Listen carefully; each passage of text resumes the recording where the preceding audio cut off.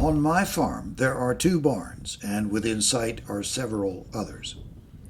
There are colonies of barn owls in all of them. The owls help control rodents in the barns, and they hunt the surrounding pastures, picking off mice and voles the cattle scare up. The adult owls feed rodents to their young. It may take a while, but even the smallest nestlings manage in time to swallow their rations.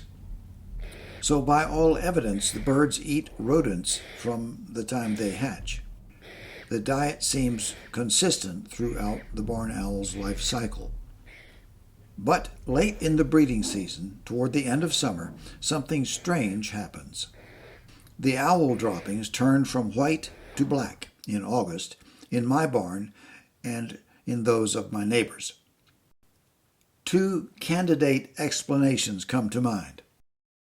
Another type of raptor joined the owls, or there was a change in the owl's diet. If a kestrel, say, began using the barns, it came and went unseen. Did the young owls change their diet from free mice to blackberries or shoe polish when they began to forage for themselves? Is there a point in their development when they begin to regurgitate indigestible hair and bones rather than passing them through? It's December now, and dark streakage is still showing up.